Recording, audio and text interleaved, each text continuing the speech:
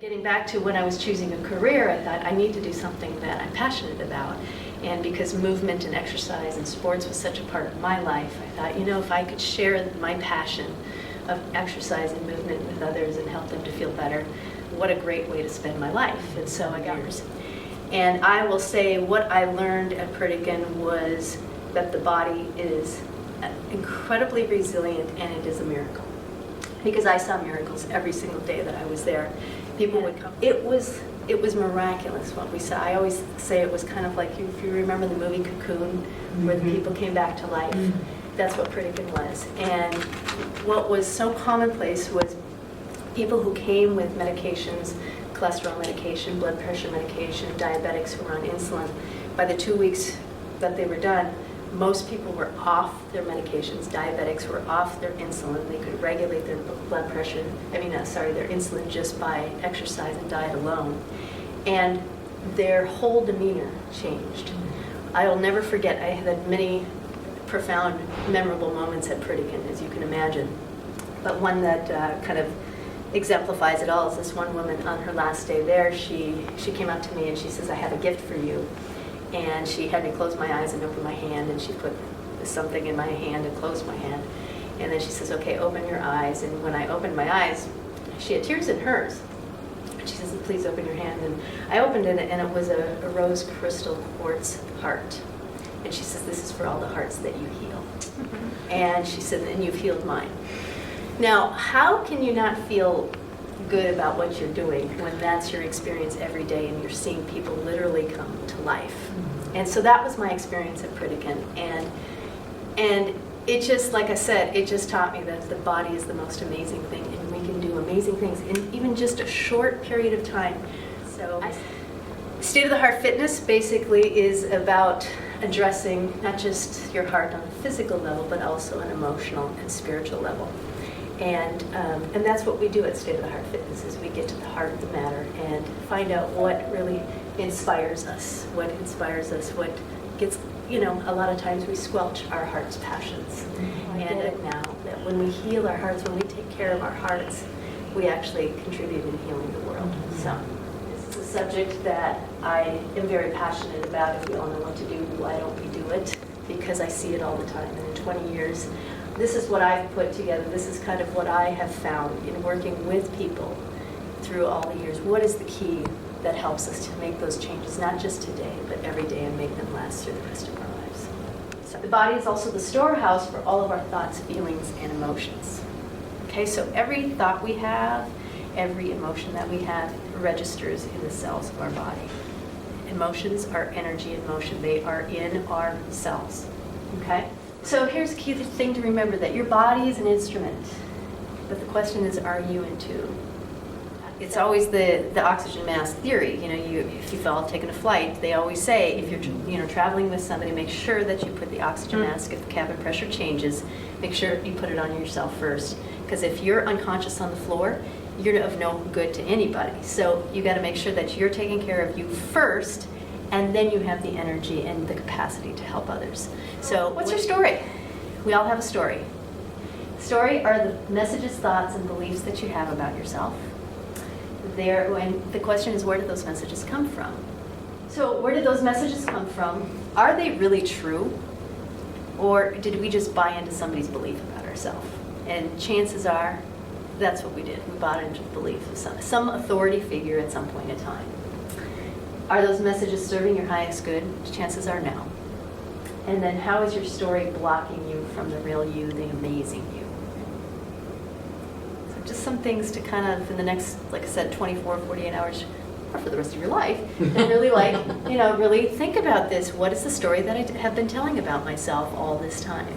And is the story true? And where did the story come from? And does it serve me? And chances are it doesn't. So when we want to we all have these intentions. We all want a better life for ourselves. We know that we're like just this potential that's just waiting to bust out of this shell, but the shell's been like keeping us down all this time. So we all want that, but it's like, what are those beliefs that are keeping us down? And so when we make the intention of, okay, I'm going to do this now for myself, it's our story that up until this point in time has been keeping us down. Does that make sense? Mm-hmm. Everybody know that voice? Oh, yes. Yes. So it gets in the way of the best you. It keeps you from stepping into all that you are and all that you deserve. And when does this show up? When we start to actually make that progress. Mm-hmm. And so people, this is what happens with exercise, you know, they start to go in with all this gung-ho. Again, this is your true self. This is what I know I need to do. We start actually feeling good, and that S voice starts to talk to us and go, who do you think you are? You know, do you really think that you can do this? You've never done it before. Why do you think you're going to do it now? Mm-hmm. That isn't the true voice. That isn't the true who we are. That is that small little, well, it's the small little voice, the S voice as I call it. But it's a small voice, but it's a big voice. Mm-hmm. Until we finally say, sorry, S voice, I'm not doing your program anymore. And that's why awareness and mindfulness is so important, and consciousness, awakening to our story. So actually learning a new life skill here, Mm-hmm. becoming aware of, you know, this is probably the first time you've ever really thought about, God, what is my story and what is that saboteur voice? And so if somebody gave you, if you never played tennis before and they gave you a racket and said, you know, go play Serena Williams, it's impossible, okay? So what does it take? You have to practice and practice and practice. So there's never a point where we're finally there. You're going to live with this voice for the rest of your life. It's just how you handle it. Mm-hmm. With awareness, you have power over it. With lack of awareness, you don't. So it's just a skill. You just have to keep practicing. And the good news is actually with practice, we get better at it. Mm-hmm. So, I mean, I like to say, so the mind-body connection, as we kind of have been talking about, our thoughts, attitudes, and beliefs actually affect our physiology. So, here's the question. Are you willing to let go of your story and live fully in the present? Because present is where it all happens. Not tomorrow, not in the past, but right here, right now. Okay. So remember, every choice that we make, conscious or unconscious, is either enhances or hinders our health and well-being. So when you're present, you get to actually choose differently. So the shift from head to heart, taking the intellectual knowledge of knowing something and bringing it into the heart and feeling it. So we talked about if we all know what to do, why don't we do it? It's not a matter of intelligence, because we're all smart, intelligent people. It's because we're in our heads and we're not in our hearts feeling it. If we can take the time by breathing, centering, we can feel our body, we can feel what's really going on, what do we really need in this moment, and then we can make healthy, conscious choices, one moment at a time. I was fortunate in the early 2000s, I taught a class at Pepperdine actually for incoming freshmen. It was a required class called Health and Lifestyles. And it was classified as a PE class, but they actually had a textbook, and so they learned about exercise principles, nutrition principles, stress management, and part of it was exercise, of course, part of it was, you know, learning, stress management, all of this stuff. And I would tell them on the first day, because, you know, I'd see the faces and they'd have like another PE class, and I'd be like, wipe all of that out. This class is going to change your life, and it's going to be the best class you've ever taken in your life. And they're like, whatever, and I'm like, trust me.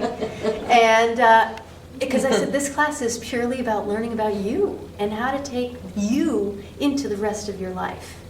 And, you know, we just got to change our whole mindset about it. Like, this is a gift to yourself. It's not about comparing yourself to anybody else out there. We're all unique in our own way, and we need to... I remember a gum wrapper from Joe Bazooka Gum, Bubble Gum, that said, be yourself, because that's who you do best. So...